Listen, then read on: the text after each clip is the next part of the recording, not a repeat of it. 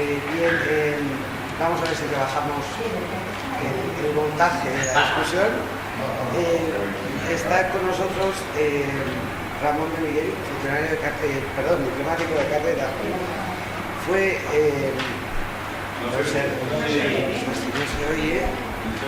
fue secretario de la Conferencia para la negociación de la adhesión de España a las Comunidades Europeas, es decir, no solo espectador, sino un sujeto activo de excepción.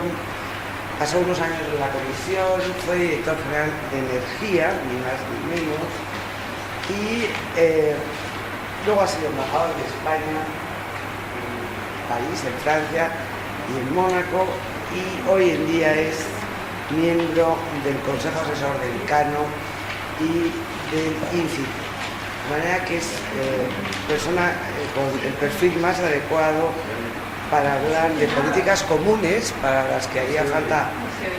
Pues es que esto funciona. No se oye, pues antes se oía. Es persona muy indicada para hablar de políticas comunes para las que haría falta mucho más tiempo del que tenemos, y va a hacer unas consideraciones de orden general.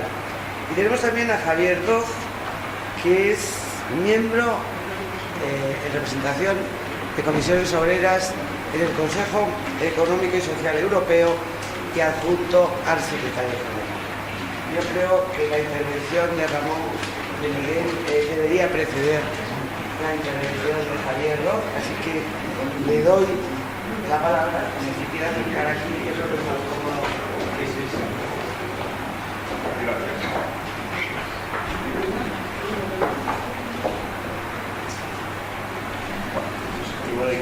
¿Se oye? Sí.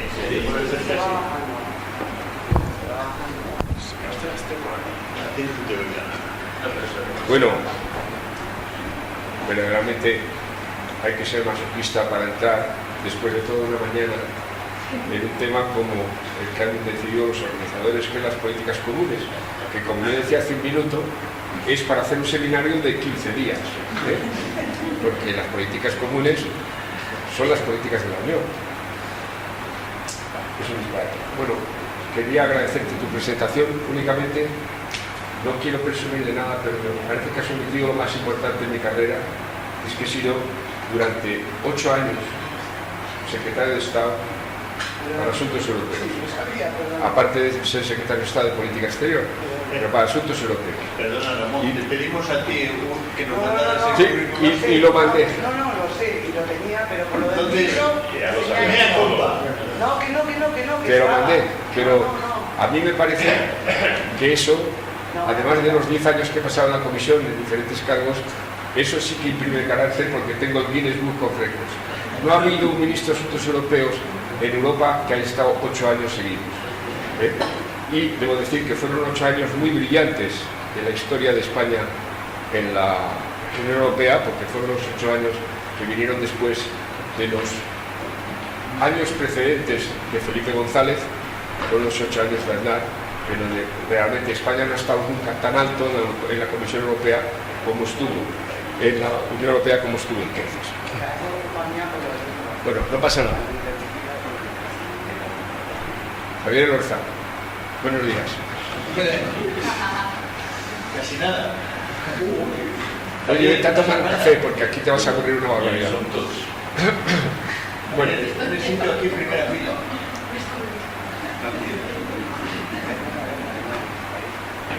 le has hecho polvo, porque ahora él sí va a dar una vuelta y ahora no va a poder hacerlo.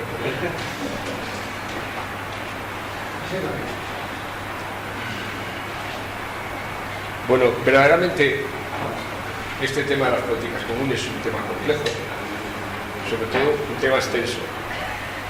Yo quisiera decir, para empezar, que las políticas son las competencias de la Unión y no se pueden separar competencias de políticas, y que las competencias de la Unión, que son las que desarrollan las políticas de la Unión, no se pueden ejercer fuera del marco legal establecido que se llama el acervo comunitario. Por lo tanto, el derecho primario los tratados y el derecho secundario, los reglamentos, las directivas y las decisiones, son las que configuran las políticas comunes y naturalmente configuran las políticas de la Unión. Pero tenemos que tener bien claro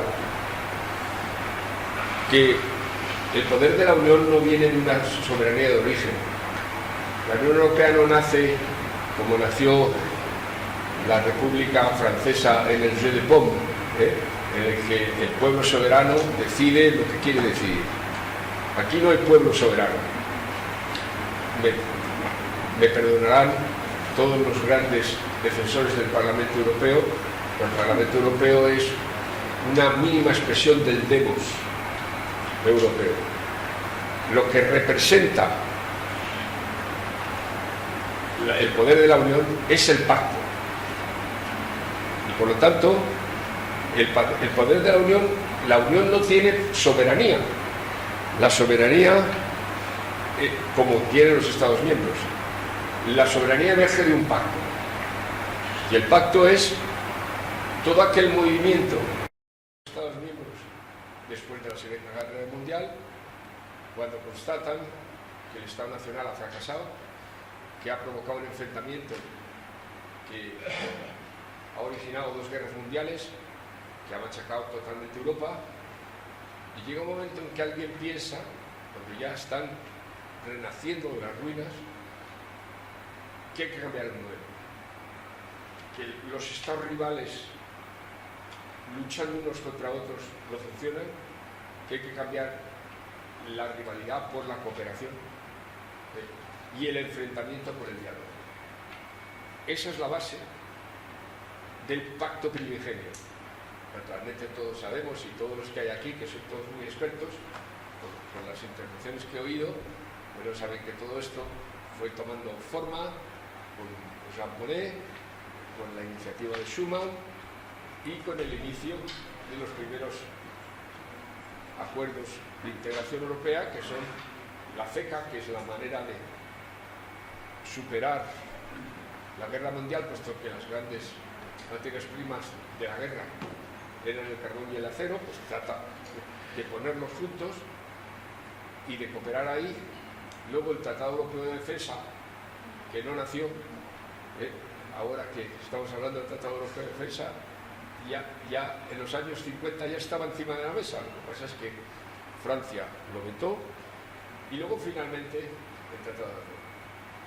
Entonces, estos tratados y el Tratado de Euratom, el Tratado de Roma, son los que originan el poder y la soberanía de esta nueva de este nuevo proyecto de integración regional, y que hay que tener muy claro que estos tratados son tratados de atribuciones. Es decir, como decía Fernando de Aragón, lo que no está en los escritos no está en el mundo. Lo que no está en el derecho primario y el derecho derivado no está en el mundo, a efectos de la Unión Europea. Por lo tanto,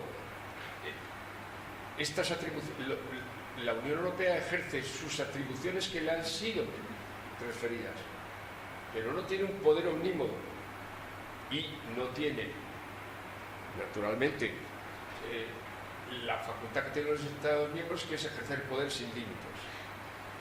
Y entonces, bueno, pues las competencias de la Unión, es decir, las políticas de la Unión, que de ellas derivan de, primero, competencias exclusivas que se atribuyen a la Unión; segundo, competencias compartidas con los Estados miembros; y en tercer lugar, competencias de apoyo, de coordinación y de complemento de las políticas de Estados Unidos. Bueno, para realizar el programa de políticas que conciben los Estados miembros, al principio de una manera limitada, fundamentalmente en el Tratado de Roma, se otorgan una serie de competencias y ellos desarrollan esas políticas. Esas competencias están desde luego limitadas por los tratados, pero hay que decir y en esto sí que es extraordinario el sistema en el que estamos, que en ninguna organización internacional hasta este momento, tiene atribuidas más competencias y competencias tan amplias que puede ejercer con tanta independencia como ejerce hoy en día la Unión Europea. Por lo tanto, la Unión Europea, y esto tiene que quedar bien claro, no es un Estado soberano. Digo para que no nos deformemos, porque continuamente tenemos un deseo de que la Unión Europea haga cosas que no puede hacer. La Unión Europea no es un Estado soberano, y aunque todos nosotros estemos de acuerdo en que la Unión Europea tiene que ejercer tal y tal, ahora lo veíamos en defensa, pero no es un Estado soberano. Tiene la limitación de las atribuciones ejercidas, no puede ejercer competencias que no estén recogidas en los tratados y en el derecho secundario, y tampoco puede ejercer las competencias como un Estado. Es decir, hoy en día es muy común, tenemos esa deformación, que es lógico y normal, de tratar de compararnos con Estados Unidos, con Rusia, con China, y decir, estos hacen ellos hacen unas cosas y nosotros somos incapaces. Y es que nosotros no somos un Estado soberano. Y somos incapaces porque nuestro modelo no es el modelo de un Estado federal. De momento. No diré que no hay gente que aspira a convertir la Unión Europea en un Estado federal, pero de momento no lo es. Entonces, para entender las políticas comunitarias hay que entender eso, la diferencia fundamental entre lo que es un proyecto de integración europea y lo que es un Estado soberano. Bueno, el modelo competencial de la Unión empieza en el Tratado de Roma, en donde hay una serie de políticas que se inician. El Tratado de Roma es relativamente corto en ambiciones, pero hay unas políticas comunes que quedan definidas desde el primer momento. Desde el momento en que la base es la unión aduanera, la política de aranceles y por tanto la política comercial común es una política común. Es decir, no es posible, los estados en ese terreno ceden todo, y es el día de hoy que la política comercial común y la unión aduanera siguen siendo una política común exclusiva de la Unión, en la cual manda la Comisión Europea. Naturalmente, la Comisión Europea, como todos sabemos, tiene el poder de iniciativa, puede sugerir cambios a la política exterior, comercial exterior y al sistema arancelario, puede, y de hecho lo ha ejercido desde el primer día, pero eso los Estados miembros no tienen nada que decir.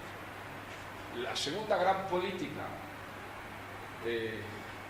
común que hace el Tratado de Roma es la política de la competencia, por la cual se establecen unas reglas del juego para que los actores económicos puedan interaccionar en el espacio de la Unión Europea de acuerdo con unas reglas que no se pueden violar, y para establecer una especie de elemento común, de suelo común, de acuerdo sobre la libertad de empresas y sobre las regulaciones que hay que aplicarlas.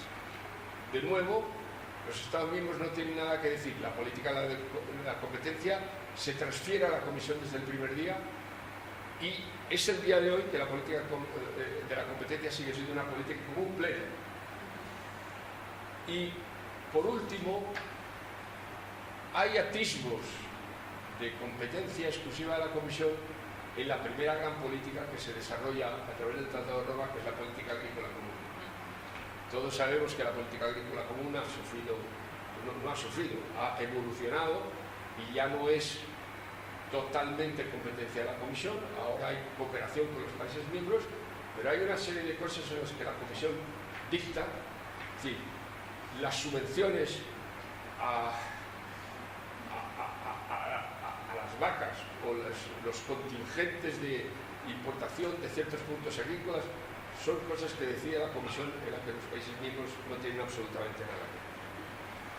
Bueno, ahí empieza una evolución lenta, porque el periodo entre el Tratado de Roma y el próximo hito en el desarrollo del derecho primario comunitario es el Tratado el Acta Única Europea, que coincide precisamente con nuestra adhesión. Y en esos 19 años, del 57 al 86, bueno, la Unión Europea va funcionando como puede, con algunas políticas comunes que ya hemos citado y algunas otras políticas que se van haciendo, bueno, pequeños avances, pero yo creo que tuvimos la gran fortuna de tener como presidente de la Comisión a Jacques Delors, que tenía muy claro que una nueva aduanera sin mercado interior no significa nada. Entonces, se lanzó esa idea de modificar los tratados para crear, para hacer el Tratado de la Acta Única Europea, que lo que consolida es el mercado interior de la Unión. Es el primer paso en el que la Unión de verdad empieza a ser protagonista y empieza a utilizar sus medios para poder tener fuerza en el mundo exterior. Y por lo tanto, en esa iniciativa del Mercado Único Europeo, que por cierto está muy impulsada por el cambio de la unanimidad a la mayoría cualificada en la mayor parte de las políticas, ahí es donde empieza el engranaje de la Unión a moverse. Y empieza la Unión Europea, que todavía no se llamaba Unión, tuvimos que esperar a Maastricht. Las comunidades europeas empiezan a funcionar y empiezan a desarrollar políticas para consolidar el elemento más fuerte, que sigue siendo el elemento más fuerte en el día de hoy. Y que precisamente no es por casualidad que las dos grandes mentes que han escrito dos papeles interesantes para hacer progresar a la Unión se refieren los dos al mercado único europeo, porque el mercado único europeo desde el año 86 ha evolucionado mucho, pero le queda muchísimo, y le queda muchísimo, y porque le queda muchísimo no tenemos la fuerza que deberíamos tener. Es decir, Europa, que es un mercado interior teóricamente mayor que el de Estados Unidos, porque tiene más habitantes y mayor riqueza, no cuenta con el mercado interior de los Estados Unidos, no cuenta nada a su lado, es muchísimo más débil y no se utiliza. Tanto Draghi como Enrico Letta, lo primero que han dicho es que hay que reforzar el mercado interior. Entonces el mercado interior se va reforzando a lo largo de esos años, y ya en Maastricht empieza a vislumbrarse lo que pueden ser las competencias de la Unión y las políticas de la Unión. Porque os acordaréis que Maastricht hace una definición de tres pilares, diciendo claramente que hay un pilar, el primer pilar, el pilar fundamental, que es el de las políticas comunes, que ya les hemos mencionado, el segundo pilar, que son las políticas, y el tercer pilar, que son las políticas en las que se da una cooperación entre Estados, pero no son competencias propias de la Unión. Y luego hay otro, el tercer pilar, donde entran unas políticas que pueden llegar a formar parte del acervo comunitario y de políticas de la Unión, como son la política exterior y de seguridad común, que por cierto el germen está en la Acta Única Europea, y también algo que nació en aquellos años, que nosotros por cierto empujamos, que es la cooperación policial y la cooperación judicial, en la creación del espacio de seguridad, justicia y libertad. Bueno, ahí van avanzando esas políticas, poniéndose en su sitio, y todo esto evoluciona a través de los tratados que todos conocemos, que todos hicieron aportaciones a nuevas políticas, que fueron naturalmente Maastricht, después Ámsterdam y después Niza. Y ya finalmente, en el año 2007, el Tratado de Lisboa establece el modelo actual. Y el modelo actual elimina el tema de los tres pilares, y lo que hace es distinguir entre diferentes grandes categorías que definen el grado de protagonismo que la Unión Europea ejerce sobre ellas. En primer lugar, las competencias exclusivas, de las que ya hemos hablado. En segundo lugar, las competencias compartidas con los Estados miembros. En tercer lugar, las competencias de apoyo y coordinación y complemento. Y por último, los regímenes especiales como la PESC, que continúa rigiéndose por sus reglas propias. Bueno, las políticas exclusivas, pues no hacemos más que hablar de ellas. En ellas la Unión Europea solo puede legislar la Unión y no los países, y sin que los Estados miembros puedan entrar a regular en estas cuestiones, y solo puede intervenir si la Unión les faculta para aplicar o ejecutar algunas de las políticas. Por ejemplo, la política comercial, de la que tú nos vas a hablar, y de la unión aduanera, la política de la competencia en el ámbito del mercado único, la política monetaria en el marco de la zona euro y algunos aspectos de políticas compartidas como son la política agrícola común y la política pesquera común, la cual tienen muchas competencias compartidas, pero hay algunos temas en los que la competencia de la Unión Europea y por lo tanto de la Comisión es total. La definición, por ejemplo, de los totales admisibles de capturas y las cuotas, la fijación de los contingentes, la fijación de las ayudas del FEOGA garantía y el FEOGA orientación, eso es exclusivo de la Comisión. Luego vienen dentro del Tratado de Roma las políticas y competencias compartidas, que los Estados miembros mantienen la prerrogativa de poder ejercer su competencia siempre y cuando la Unión Europea no haya decidido entrar a regular la materia en cuestión. Había muchas materias que eran totalmente estatales y a medida que ha ido evolucionando el sistema, pues la Unión Europea, es decir, a través de su sistema institucional, es decir, con el derecho de iniciativa de la Comisión, con la aprobación del Consejo, el debate y la aprobación del Consejo, y con la aprobación del Parlamento Europeo, porque ya estamos en la codecisión, se ha decidido que en algunos puntos se vaya más lejos y en otros puntos nos quedemos un poco detrás, para frustración y alegría de unos y otros, ¿no? Porque nosotros vemos cómo hay muchas políticas en las que realmente nos gustaría que hubieran ido más lejos y no han ido, y en cambio hay otras políticas donde verdaderamente se ha consolidado la primacía común. Y luego, naturalmente, la Unión Europea tiene la primacía sobre los Estados miembros y a partir de que la Unión Europea decide ejercer una competencia en exclusiva que ejercían los Estados miembros se tienen que retirar. Ahora, la Unión Europea en estos casos tiene que tener en cuenta dos principios que han surgido del desarrollo legislativo: el principio de subsidiariedad y el principio de proporcionalidad. Ya voy a referirme a ellos un poco después, de manera más concreta. Existen naturalmente algunos casos particulares, como es la política de cooperación para el desarrollo, en que la Unión y los Estados miembros ejercen sus competencias sin interferirse unos y otros y que pueden ejercer sus competencias de forma completa sin que la acción de uno sustituya la acción de otro. De hecho, la política de cooperación al desarrollo de la Unión Europea, que todos conocéis, es absolutamente extraordinaria, pero eso no excluye, por ejemplo, que España tenga su política de cooperación para el desarrollo por su cuenta. Normalmente se coordinan.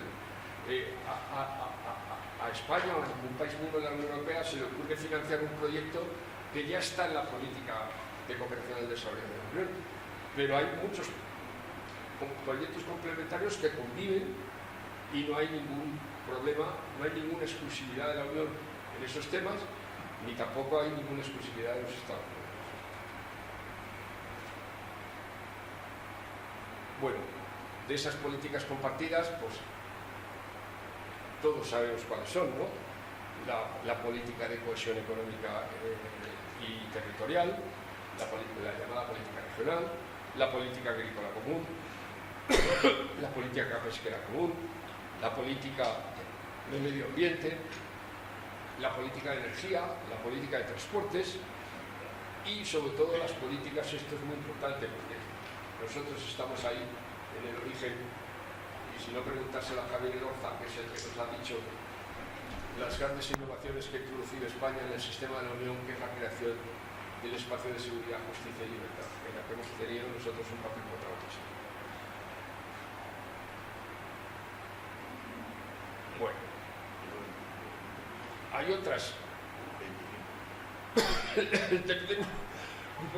Perdón, porque tengo una especie de alergia y me hace, parece que estoy acatarrado con 38 grados de temperatura, pero no sé por qué.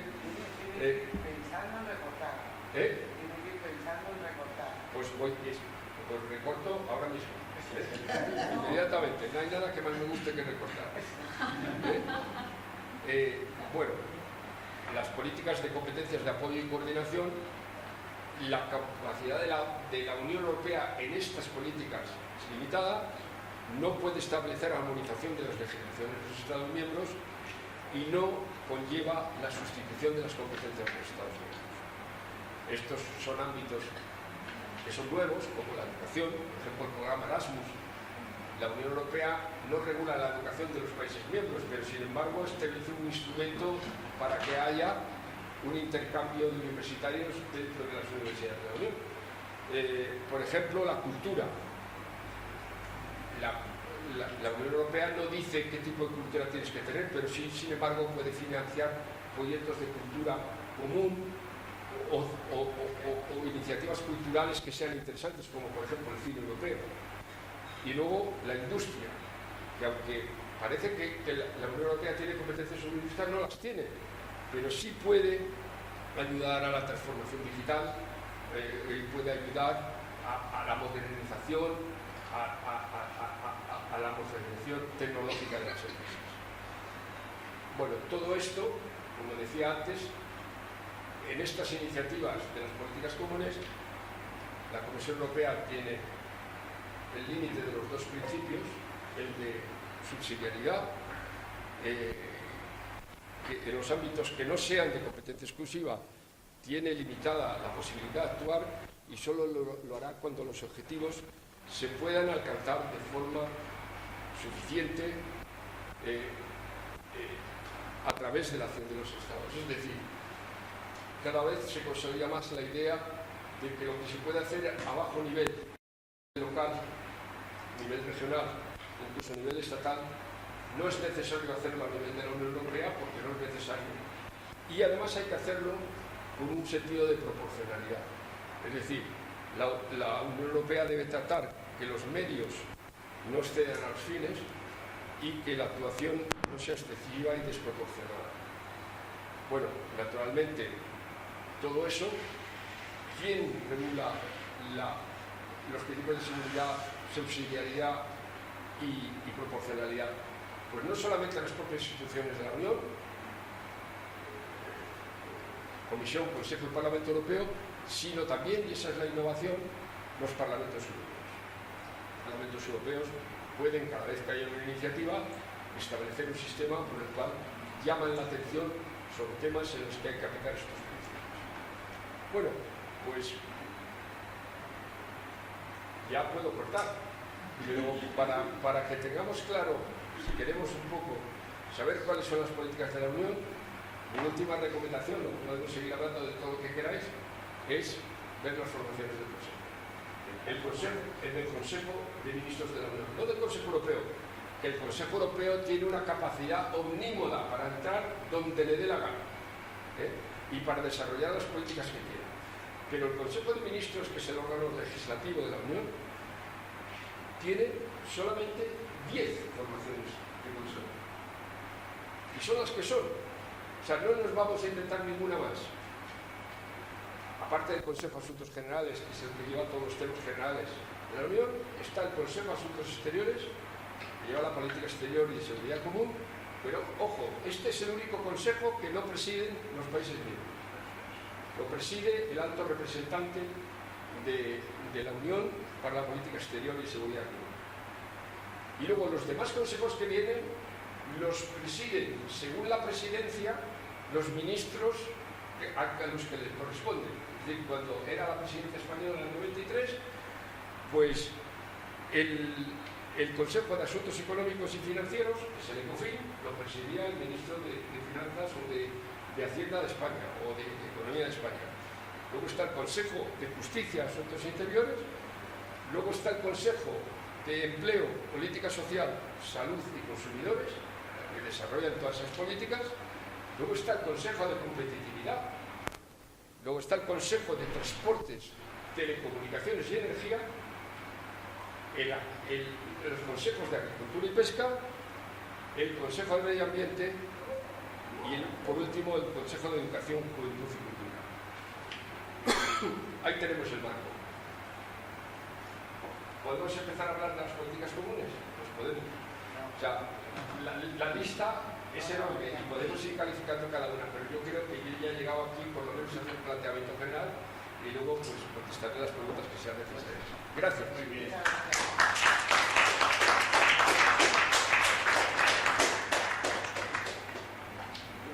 Sí. Pues esto está a la distancia adecuada, ¿eh? Mis gafas. Sí. Tienes que tener cuidado con la cabeza. Sí. Bueno, así se me oye bien, ¿no? Sí. A la hora de decidir que voy a hablar de comercio, que es una competencia exclusiva y común, tal vez la más importante de la Unión Europea, pues lo decidí sin hablar con los organizadores, ¿no? Pensando que estaba Luis Planas, que hablaría de agricultura y pesca, y que alguien hablaría de política de competencia. No solo por eso, también es que yo en el Comité Económico y Social Europeo es el comercio internacional, una de las áreas que me ocupo. Y anteriormente, cuando fui secretario de Relaciones Internacionales de Comisiones Obreras de 2000 a 2015, intenté que los temas comerciales, las negociaciones de la OMC, las bilaterales, en la época del TTIP y del CETA, ¿no?, estuvieran en la agenda del sindicato, que no siempre es fácil, porque el sindicalismo, dentro de sus agendas, sí se le preocupa las consecuencias que en un momento determinado tienen las decisiones, pero los temas de las negociaciones comerciales tienen una gran complejidad técnica y no siempre es fácil introducirlo. Yo, por lo tanto, sí que tengo una familiaridad y además, lo mismo que antes al teniente general García Servet le decía que a pesar de mi crítica tan fuerte a las de la Cumbre de La Haya o a los dos programas de la Unión Europea, dentro del sindicalismo, una persona defensora del hecho de que hay que aumentar el gasto en defensa para construir una defensa europea o una defensa europea, sino común, lo más coordinada posible. En este campo creo que también soy más partidario de la media dentro de mi sindicato, de apoyar los tratados que lleven a una liberalización comercial siempre que se dé unas condiciones de que a los sectores afectados de una naturaleza u otra, por tratados generales OMC o por bilaterales o birracionales, una compensación. Porque es una cuestión que hay que tener siempre en cuenta. Y llegué yo voy a hablar un poco de las aportaciones de España a la Unión en este campo.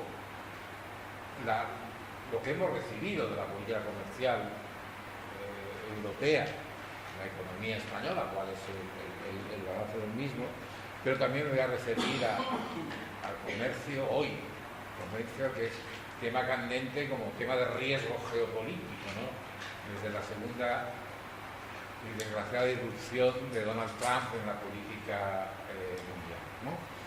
Entonces, para un poco ser partidario de un comercio liberalizado, es decir, con aranceles cero o los mínimos posibles y con facilitación de las inversiones, que es lo esencial, hay dos hechos que a mí me influyeron. Uno es una aportación personal de España a la Unión Europea, que es una persona que es Ignacio García Bercero, muchos lo conocéis, es uno de los funcionarios más importantes que ha sido de la Dirección General de Comercio, de la DigiTrade, acaba de jubilarse, ahora está en la Fundación Broider, y con el cual he tenido ocasión de conversar en determinados momentos, sobre todo cuando estaban en las negociaciones del TTIP, que nos oponíamos a esas negociaciones, en general todo el sindicalismo mundial, Estados Unidos, ¿no?, a la luz de lo que ha pasado después, que Trump dijera fuera, fuera TTIP, a lo mejor no deberíamos habernos opuesto tanto, pero sus conversaciones, un poco para delimitar el alcance de las negociaciones comerciales y este tema de la diferencia que es una negociación entre economías simétricas y economías asimétricas. CETA y Estados Unidos son simétricas, Mercosur hay asimetrías, Centroamérica hay asimetrías, que plantean problemas de naturaleza bien distinta desde el punto de vista de los intereses europeos, también de los intereses de la otra parte. Y la segunda elemento, que fue un poco trágico, que me llevó a la reflexión de que hay que impulsar las negociaciones comerciales y no enfrentarse como a principios de la década del siglo, ¿no? Era al calor de la corriente antiglobalización, antimundialista, fue que me tocó presenciar a distancia directamente un hecho dramático que ocurrió en la conferencia ministerial de la OMC en Cancún. Al calor de lo que había pasado en el 99 en Seattle, que fue el estallido del movimiento de la globalización, ¿no? Allí se juntaron en una manifestación que llegó hasta las puertas donde estaban los hoteles, que estaba allá completamente, estábamos ahí en la fortaleza que estaba la delegación española, que entonces la presidía Rodrigo Rato. Manifestantes campesinos de Japón, de Corea, de Europa y altermundialistas que sostenían cosas radicalmente contrarias. Los unos se oponían a cualquier avance de las negociaciones de la OMC para defender una agricultura fuertemente subvencionada, los otros defendían los intereses, sean norteamericanos, europeos, de los países más pobres del mundo, de África, etc., cuyas subvenciones de la agricultura europea, coreana, japonesa o estadounidense reventaban. Entonces se produjo el suicidio por Arakiri ante la verja de un campesino coreano.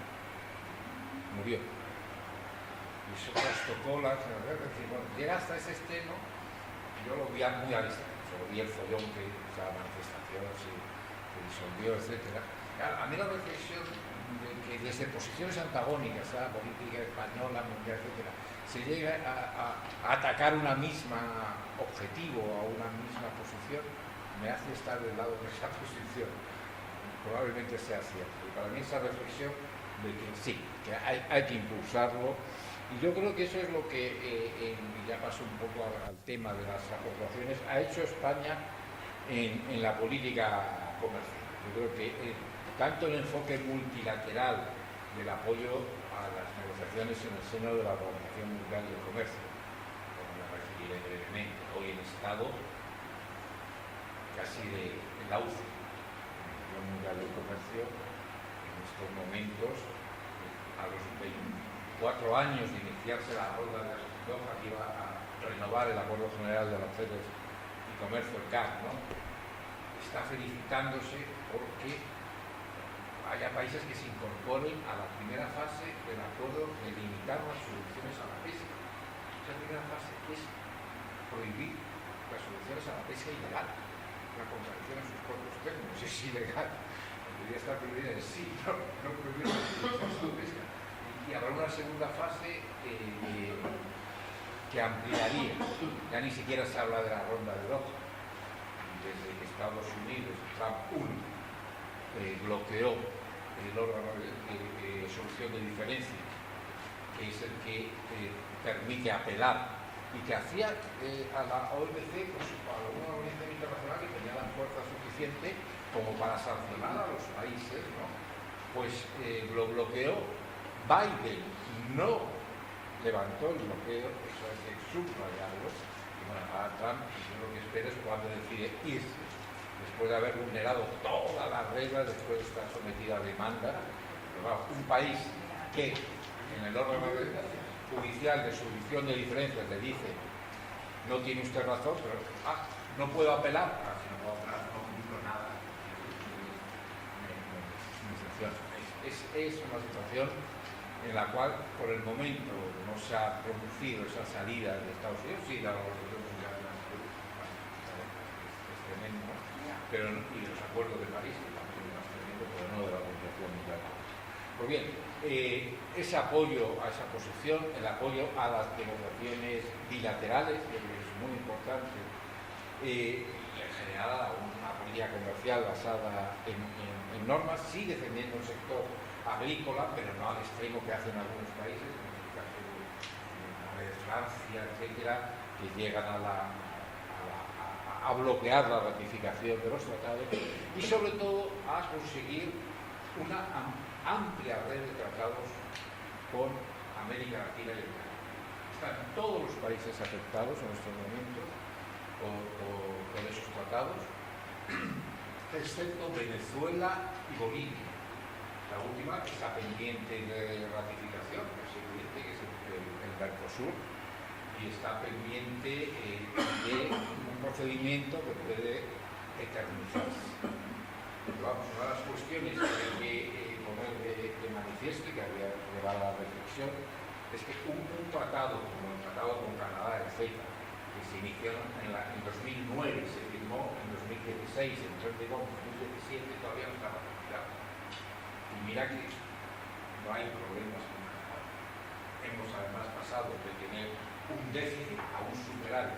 Pues hay 10 países europeos, entre ellos Francia, Italia, Polonia, que no lo han ratificado. Los aspectos políticos, que son los más importantes ahora, los comerciales, eso sí, están dentro de las competencias exclusivas de la Unión Europea. La parte comercial está provisionalmente en vigor. ¿Le va a pasar lo mismo a Mercosur? Hay más dificultades, hay más oposiciones. 26 años negociando desde 1999, una primera firma hace 5 años y una segunda impulsada por Lula, que en este caso consiguió aceptar. La modificación respecto a la firma en Buenos Aires es interesante. ¿Y por qué? Porque allí fue entonces Bolsonaro el que arrastra se fue a la firma del tratado, pero en la Amazonía las condiciones de preservación, ¿no? O sea, serían los renovables que tiene, pero afecta a todo el mundo. Era una de las razones, pero al mismo tiempo a veces excusas, ¿no? Lula inmediatamente ha tomado todas las medidas para que tanto la parte europea como la parte brasileña, perdón, sí, Mercosur, la primera garante de la conservación, los acuerdos de París tienen credibilidad con Lula en el poder, o sea, no tenían ninguna con Bolsonaro, y las demás cuestiones de cláusulas espejo para las condiciones fitosanitarias se han mejorado. Yo creo que ya no hay excusa para decir que no a la firma de este tratado, porque la importancia política en este momento es estructural. Y la importancia sería que le pasara como el CETA, al menos que hubiese una ratificación provisional de la parte comercial que entrara en vigor el año que viene y dejar el resto. Y hay que plantearse la modificación de los procedimientos de ratificación. No puede ser que haya ratificaciones que estén negociaciones tan largas que luego hay ratificación de 10, 15 años, no se ratifica. Eso y hace perder credibilidad en un momento en que la política de Donald Trump exigiría a la Unión Europea tener aliados. ¿Y qué mejores aliados que Canadá y Brasil? Sobre todo desde esta mañana, en que Brasil ha tenido que hacer frente a un hecho ya insólito. ¿Sabéis? Donald Trump ha decidido implantar un 50% de aranceles porque Bolsonaro está procesado por intento de golpe de Estado. Esa es la primera razón política, ni comercial ni nada. Lula ha dicho 50% también para los productos americanos. En ese momento, ¿qué necesita la Unión Europea? Ratificar cuanto antes este tratado. Yo propondría, estamos discutiendo en el seno de la Comisión, una propuesta de una fecha límite para la ratificación de los tratados y una minoría cualificada, una mayoría cualificada para la ratificación, porque de lo contrario estamos en situaciones que en ningún caso pueden ser aceptables. Terminar. No de cifras. La otra parte, España sabe de la política comercial de la Unión Europea. Nosotros hemos sido tradicionalmente deficitarios en balanza comercial y también en balanza de pago. Ahora hemos tenido momentos de superávit incluso de la comercial. Hemos vuelto a déficit comercial normales España crece más que los países que comerciamos consecuencia natural, pero al mismo tiempo nuestra balanza de pagos se acerca al 3% del PIB. Está absolutamente absorbida y compensada por la balanza de servicios, bajo de transferencias y de rentas. Y el último, por tanto, creo que en general las consecuencias de España han sido positivas. ¿Y qué problemas hay ahora? Bueno, pues este problema que ya apuntábamos antes en el tema de la defensa, la Unión Europea ha perdido capacidad de liderazgo. Es decir, de la Unión Europea de liderazgo político está por nosotros. De la Unión Europea de la pandemia, de lo que hizo sin tener competencias, y de Next Generation EU, rompiendo tabúes, a la Unión Europea que solo rinde pleitesía al zar Donald Trump en la cumbre de la OTAN, de la más vergonzosa. Le da vergüenza ajena la actitud de que fue el primer ministro de la Rusia. Segundo, la Unión Europea, que lleva casi 2 años callada ante el genocidio del pueblo palestino en Gaza, y que el otro Consejo, la cumbre del Consejo, se negó a aceptar las consecuencias del documento que le presentaban los servicios de la Comisión, diciendo que parte de una vulneración masiva de los derechos humanos que llevaría a la suspensión del acuerdo de asociación. No lo acepta y sigue el silencio, y la que finalmente, como observadora, varios de esos países aceptan en el G7 el acuerdo tan trabajosamente negociado en el seno de la Organización de la OCDE para la tasa mínima del 15% a las empresas multinacionales. Pues llega Donald Trump, dice que es un logro extraordinario. Las empresas multinacionales no pagan prácticamente nada y practican la ilusión fiscal y el blanqueo de capitales como nada. Fue una propuesta norteamericana de reactivar. Biden dijo que el 21%. Los lugares europeos lo bajaron a 15%. Se estableció 143 países lo fijaron y una tarde en el G7 deciden, bueno, las norteamericanas están excepcionadas y la Unión Europea dice que sí. Así como se va a afrontar una negociación comercial como la que iba a terminar esta semana, se pone un camino de gasto, cuando no tienes respeto. Un dictador, Xi Jinping, negocia exigiendo respeto. Un demócrata, McCarthy, canadiense, exige respeto. La Unión Europea no se lo da. Tenemos ya el 10% en vigor para todos y el 25% para el aluminio, acero y los coches. Nuestra respuesta al 10% no está en vigor. ¿Qué hará la Unión Europea? Mi desconfianza es absoluta. Espero que es defender los intereses tan necesarios de lleve a una posición, pero si es la posición de la Unión Federal y así es la posición del presidente, espero lo que espero que no sea.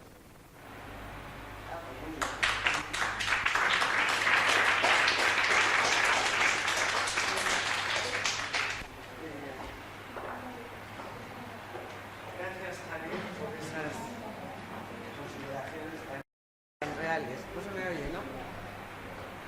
Bien, tenemos tiempo, un poco de tiempo para preguntas, cuestiones que han suscitado y os... A ver, el micro.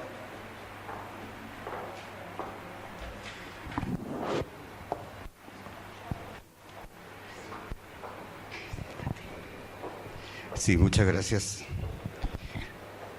Bueno, soy Héctor Casanueva, soy profesor de la Universidad de Alcalá y, no lo dije ayer, soy ex embajador de Chile ante la OMC del 2014 al 2018.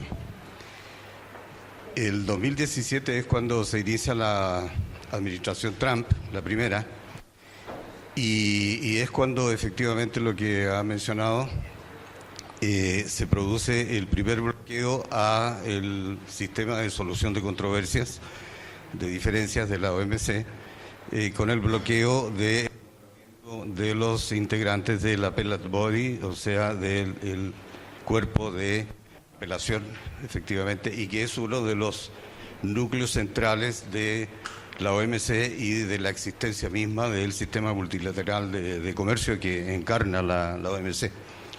Pero además pasa otra cosa, y es que Estados Unidos está cuestionando ya desde entonces, y después continuó con la administración Biden, está cuestionando otros dos principios de la OMC, que es el de la nación más favorecida, que es un principio universal del sistema multilateral de comercio que efectivamente significó en su momento un gran avance y que ha tenido gran impacto positivo en el crecimiento del comercio internacional desde su implantación.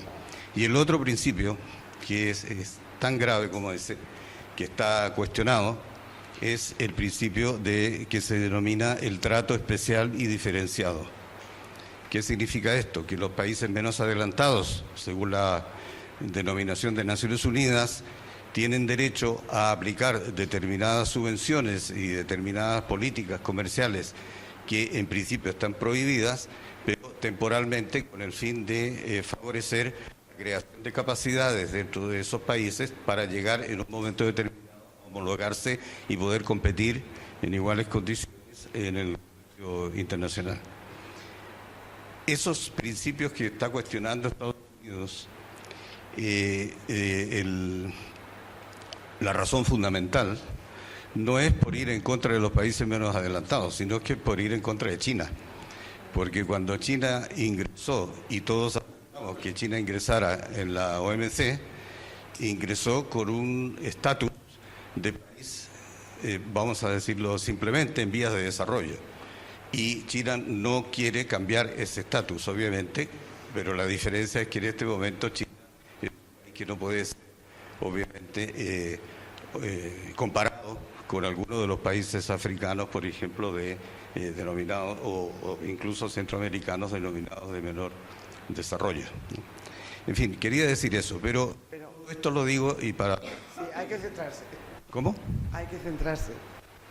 La pregunta, estoy muy centrado, estoy centrado en lo que ha dicho el ponente, el tema de la OMC.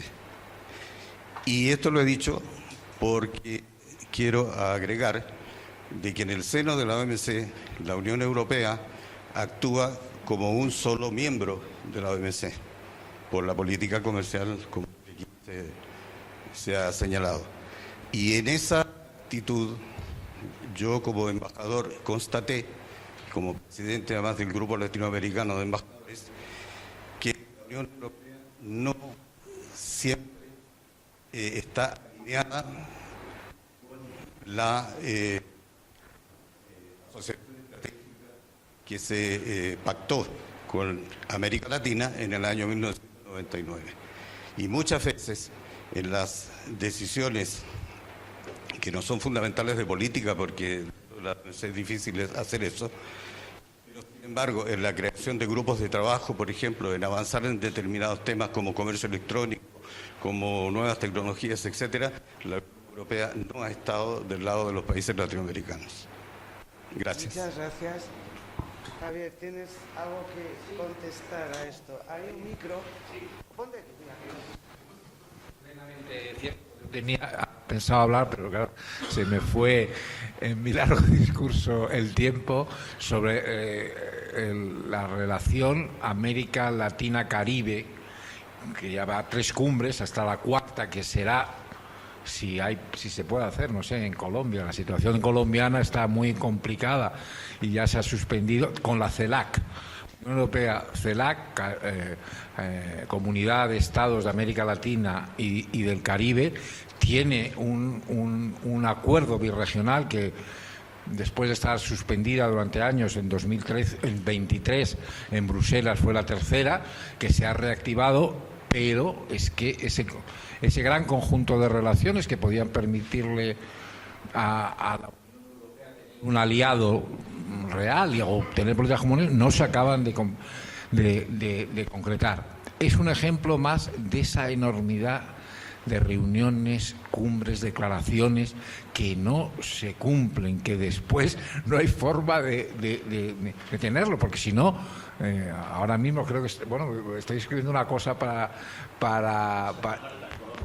Pues sí, no lo digo. Sobre la Alianza Estrategia Unión Europea, América Latina y el Caribe, un artículo que me habéis pedido, justamente señalo eso, que eso está esa base, esa red de relaciones, pero no hay un organismo político mínimamente permanente que siga, que decida, que podría tener, y ahora es imprescindible, con la que está viniendo de parte de Estados Unidos, América Latina, Caribe, los países, es una gran base de unión, como lo es también Canadá, como lo es, con mucho cuidado, ojo, que no se me toma mal, China. Hay que entenderse para la preservación de aquello que es imprescindible, las instituciones multilaterales, simplemente. Con China también. Hay que intentar no someterse, sino realmente hacer ver que el que está aislado puede terminar siendo Donald Trump. Gracias, Javier. ¿Hay preguntas? ¿Usted? A ver, vamos a pasar el micro.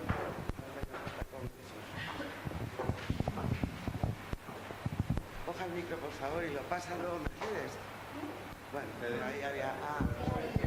Buenos días, mi nombre es Rafael Ripoll, formo parte del Movimiento Europeo y soy el director del Instituto de Estudios Europeos de la Universidad Católica de Valencia. Lo mío no es una pregunta, es una reseña sobre lo que ha comentado Ramón de Miguel. Podríamos hacer todos, creo yo, aquí 1000 comentarios de mayor enjundia, pero de verdad que me parece que lo que ha dicho Ramón de Miguel es la base de todo y sobre ella apenas construimos. Por eso me ha alegrado una vez más, lo oí hace poco también en el curso dirigido por el profesor Molina del Pozo. Me refiero a cuando Ramón de Miguel ha dicho la UE no es un Estado soberano. Nuestro modelo no es el de un Estado federal, por lo menos de momento.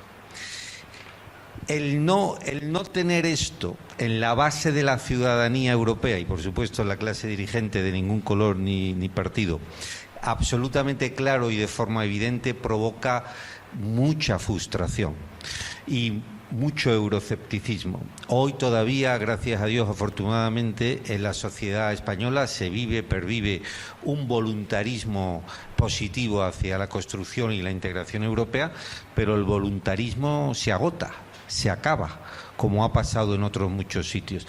La antítesis o el antídoto de lo que pasa con la frustración cuando nos comparamos con Estados Unidos porque creemos que somos un Estado federal, cuando requerimos a la Unión actividad, acción y soluciones en materia, por ejemplo, de las pandemias transfronterizas con el COVID, o incluso con la guerra, en el caso de Ucrania, en materia de defensa, o incluso en materia energética por los males provocados a nivel de dependencia energética por la guerra con Ucrania, tienen su antítesis evidente, por ejemplo, en la guerra comercial. En la guerra comercial sí se está generando una noción clara de que es la Unión quien tiene esa competencia y que, por lo tanto, en base a las acciones de la Unión, a las negociaciones y deliberaciones de la Unión, incluso a la prórroga de los plazos o contraprórrogas de los establecidos por la Casa Blanca, tenemos una voz única y ahí no se genera frustración, sino justo lo contrario. Pero, insisto, el no conocimiento de algo provoca su rechazo, a corto, a medio o a largo plazo, pero siempre, es un proverbio polaco, siempre es así. A modo de sugerencia, el Pachi lo conoce, pusimos en marcha, esto parece una iniciativa menor con respecto a todo lo que se está hablando, pusimos en marcha en la Comunidad Valenciana una asignatura sobre el conocimiento de lo que es la Unión Europea y la pusimos en donde creemos que está centralizado el cáncer del desconocimiento, que es en el bachiller, no en la carrera de Derecho, ni en la de Económicas, ni en la de Ciencias Políticas. Hay quien no opta por la carrera universitaria, en el bachiller. Esto lo pusimos y lo anunció y estuvo defendido por en aquel entonces ministro de Educación, Íñigo Méndez de Vigo. Se ha adoptado en otras comunidades autónomas y a mí me parece una sugerencia que quiero poner sobre la mesa, porque el desconocimiento de lo que somos y el creer que somos lo que no provoca esta frustración que hoy estamos teniendo en cualesquiera de los coloquios, más allá de la de los expertos, académicos, profesores, etcétera. Hay un rechazo permanente. ¿Y la Unión qué hace? ¿Y por qué no actúa la Unión? ¿Y qué hace? ¿Y nosotros por qué no estamos? Es el desconocimiento, y vuelvo a repetir la frase de Ramón: la UE no es un Estado soberano, de momento. Muchas gracias. Mercedes. Luis. Bueno, sí, gracias. No quiero abusar mucho porque ya tuve ocasión de hablar antes, pero bueno, en cualquier caso no me resisto por el tema, la intervención de Javier Doz.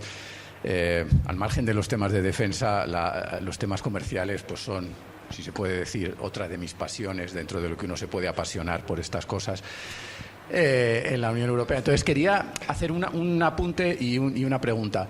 El apunte tiene que ver con esta cuestión que me ha parecido estupendo que la subrayes y además que le des ese enfoque de algo que puede parecer absolutamente jurídico, técnico, que es el tema de la ratificación de los acuerdos y que es fundamental y que hasta tal punto de que en los informes Draghi y sobre todo Letta que se han mencionado antes aparece como una cuestión clave para el futuro de la Unión.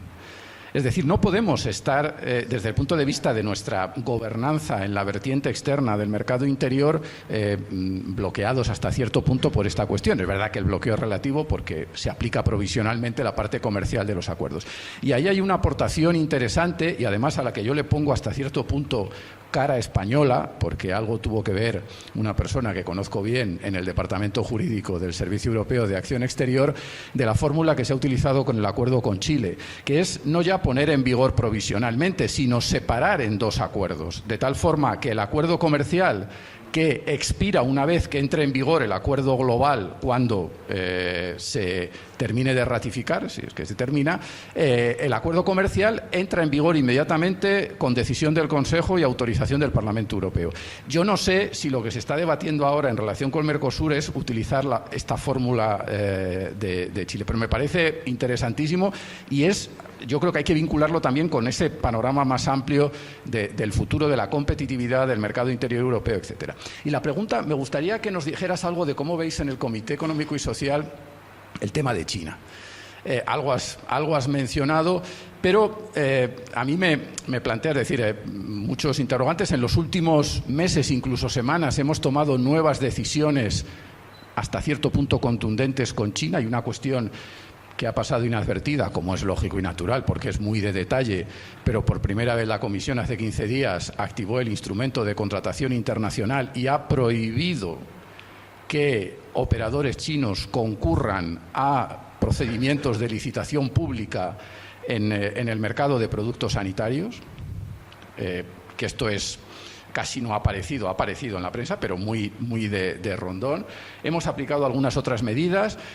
Hemos activado también aplicado medidas, derechos compensatorios a los coches eléctricos chinos. España no estaba a favor, España mantiene otra posición también en este ámbito.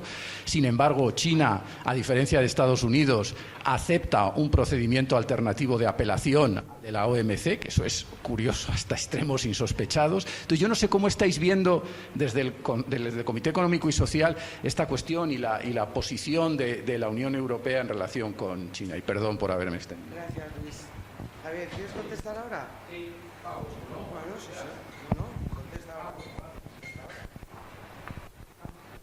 Bueno, no hay una posición del Comité Económico y Social hacia China como tal, por este conjunto. Se ha tratado el tema de los coches eléctricos y con bastante discusión, porque había posiciones encontradas, se ha apoyado la posición de la Unión Europea. O sea, que ha seguido su procedimiento las normas de la OMC también, es verdad. Ha hecho las inspecciones correspondientes, etcétera. Entonces, lo que he dicho yo de China responde a una evaluación personal mía.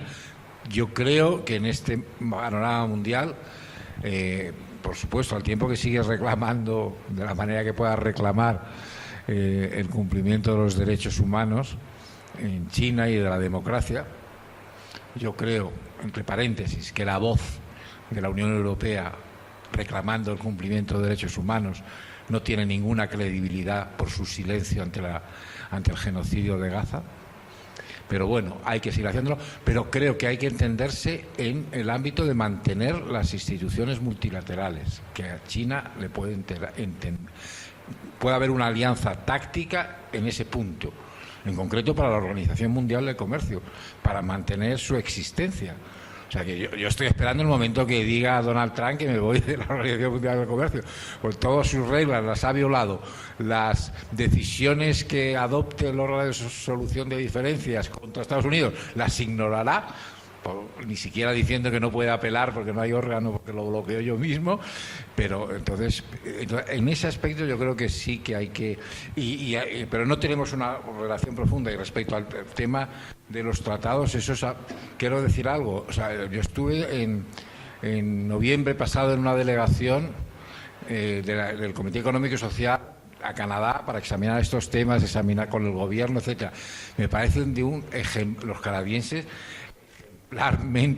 aguantan ejemplarmente algo que nos daba vergüenza decirlo. 9 años, un tratado que le viene bien a la Unión Europea, que sigue sin ratificar porque 10 países. Y Bélgica además tiene eso de lo que no es solo el país, sino las 3 asambleas de Valona, Flamenca y de Bruselas, que también es uno de los que está sin ratificar. Esa situación no sé cómo... No, es difícil de mantener, pero el gobierno tenía una actitud absolutamente amable. Es que los canadienses están muy cerca de Europa. Es que... Gracias. Bien, si no hay ninguna pregunta más, yo sí tengo la tentación de no desaprovechar la presencia de Ramón de Miguel aquí para que nos cuente si en alguna de sus 2 fases, como secretario en la fase de negociación de la entrada de España o ulteriormente como secretario de Estado de la Unión Europea, ¿cuáles han sido, digamos, los momentos estelares de España? ¿Qué aportaciones ha podido haber desde la perspectiva de las políticas o de la perspectiva de las libertades?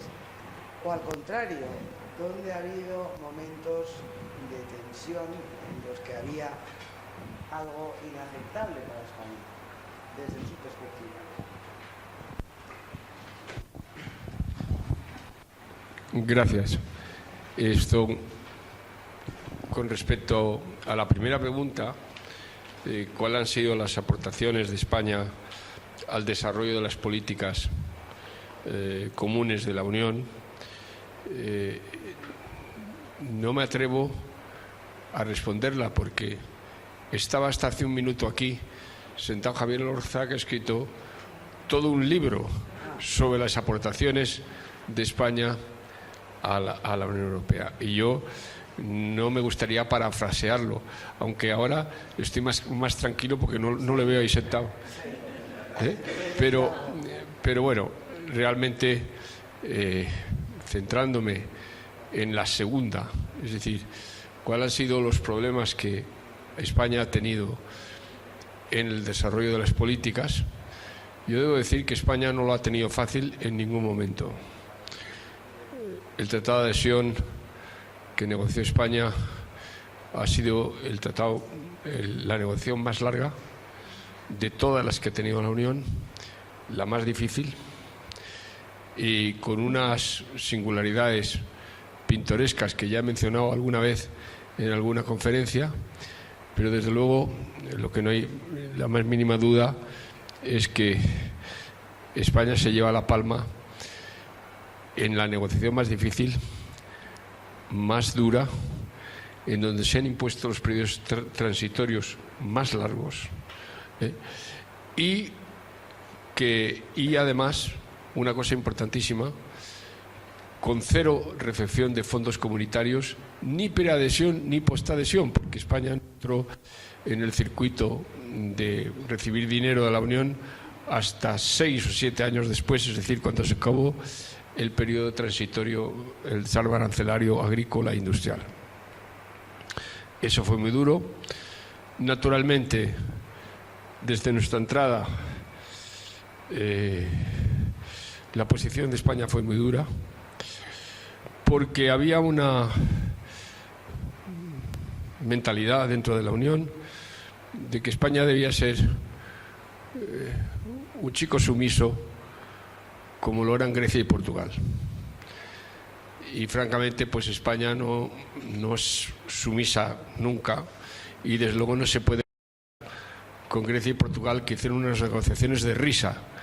La negociación de Portugal se la impusieron, le dijeron firme usted aquí, firmó, duraron menos de 2 años, y la negociación de Portugal no fue una buena negociación para los portugueses, porque ellos tuvieron una deformación de pensar que como España era el gran escollo, si ellos facilitaban la negociación, podían entrar un poquitín antes, como Grecia, pasando rápido y teniendo la posición de privilegio de estar dentro de la Unión cuando España iba a entrar. La verdad, les salió mal, porque nosotros, naturalmente, desde el primer día dijimos que no se podía desunir el yugo, y no se desunció.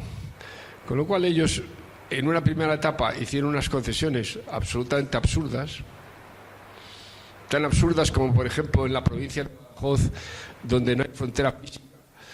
El rendimiento de los cereales a un lado de la frontera es de 10 en España y de 3 en Portugal. Es la misma tierra, es exactamente igual. O sea, no es que estén los Pirineos por medio, no, es que es una línea. El campo de trigo es exactamente igual a un sitio y a otro, ¿no? Esto es una anécdota, puedo contar 1000 más. Por lo tanto, tuvieron que seguir uncidos a la negociación española, que duró mucho, porque, contrariamente a Portugal, entonces el gobierno español y el presidente del gobierno, que hay que elogiar, porque fue el presidente Felipe González, que ahora todo el mundo denosta, pero fue un hombre de Estado que nunca quiso entrar en un marco temporal para terminar la negociación, sabiendo que en el momento que tú impones un marco temporal eres esclavo del marco temporal. Entonces dijo, no, aquí que dura 6 años, 6, que dura 7, 7, que dura 10, 10, hasta que no estemos plenamente satisfechos. Bueno, no puedes estar plenamente satisfecho, porque siempre te tienes que tragar muchos sapos, pero hasta que no esté más o menos esto enterado, pues no estamos dispuestos a decir que han terminado las... Y por lo tanto, pues nunca fue preso de ese condicionante temporal en la adhesión, ni el presidente ni su gobierno, y por lo tanto nosotros pudimos negociar con fuerza hasta el último minuto. Que digo bien hasta el último minuto, porque terminadas las negociaciones, un día de San José de 1984, cuando estábamos celebrando en la Moncloa el fin de las negociaciones, nos enteramos que Francia retiraba su apoyo hasta que no tuviéramos una nueva ronda de negociación bilateral con los franceses. Y el amado señor Dumas, el ministro de Asuntos Exteriores, al cual todos queremos por muchas razones, fundamentalmente por el Guernica, pero no por cómo se portó la negociación, pues nos llevó a su casa en la Bastille, en Burdeos, y allí todo el equipo negociador español tuvo que renegociar cosas en favor de Francia, y entonces fue Francia cuando comunicó a la Comisión Europea que se podía dar por finalizadas las negociaciones, lo cual se hizo el 29 de marzo de ese mes, en un consejo formal. O sea, estas cosas pasaban, ¿eh? Esos son cosas que no han pasado jamás en ninguna negociación. Lo cual quiere decir que España sufrió lo suyo en la negociación, pero luego, en el inicio de nuestra vida en los consejos, pues fue difícil porque no éramos muy dóciles y tuvimos posiciones muy fuertes desde el principio. Bueno, ganamos algunas cosas, perdimos en otras. Tuvimos tensiones en muchos temas que sería muy oficioso entrar en ellos, pero fundamentalmente en el tema de financiación. El tema de financiación, ahí, y de nuevo Javier, que está por aquí, nos puede contar, porque él tuvo un papel bastante protagonista, yo también, en las negociaciones de los fondos estructurales y los fondos de cohesión, y fue muy duro, tanto con Felipe González como con José María Aznar. Ahora, ¿el balance cómo es? Pues yo quisiera terminar con una cosa a la que nadie presta atención. Hemos hablado de políticas comunitarias. ¿Dónde se mide? ¿Cuál es el termómetro de saber si un país se adapta a las políticas comunitarias? Un índice que no aparece en ningún periódico, que es el nivel de transposición de las directivas y reglamentos comunitarios. Los reglamentos no, porque se aplican de manera inmediata, pero las directivas hay que transponerlas a la legislación nacional. España estuvo muy bien en tiempos de Felipe González, excelente en tiempos de Aznar. Era el primer país de la Unión en transposición de directivas comunitarias, el que más las transponía, el que más las transponía y el que las tenía. Empezamos a bajar en tiempos de Zapatero, nos mantuvimos entre medias en tiempos de Rajoy, y desde que ha empezado este gobierno estamos en la cola. Estamos en la cola. Por eso yo digo que no hay que proclamar tanto europeísmo si luego en la práctica no se transponen las directivas. Porque estamos en lo mismo. Vamos al Consejo, estamos de acuerdo, se aprueba la directiva y resulta cuando la directiva la tienes que transponer a la legislación nacional, no se hace. Eso, por desgracia, y lamento decirlo porque esto no es un sitio político para decir estas cosas, pero este gobierno se distingue precisamente por eso, por asumir compromisos que luego no cumple. Y en el tema de las políticas comunitarias, el baremo está ahí. Hay otro baremo también, que es el grado de demandas que tienes ante el Tribunal de Justicia. Porque naturalmente la Comisión, como es guardiana de los tratados, cuando no cumples, te abre un procedimiento y te lleva al tribunal. Pero la combinación entre las demandas en Tribunal de Justicia y la no transposición de directivas te da el estado de compromiso de un país con las políticas comunitarias. Y tengo que decir que lamentablemente en este momento estamos en el nivel más bajo. Somos el que más demandas tiene ante el Tribunal de Justicia y el que menos directivas ha transpuesto. Nada más. Muchas gracias, Ramón de Miguel. Es historia viva lo que has contado, casi todo lo que has contado. Es historia viva. Bien, si no hay más intervenciones, creo que podemos dar por levantada la sesión, agradeciendo mucho las dos intervenciones que hemos tenido al final de esta mañana.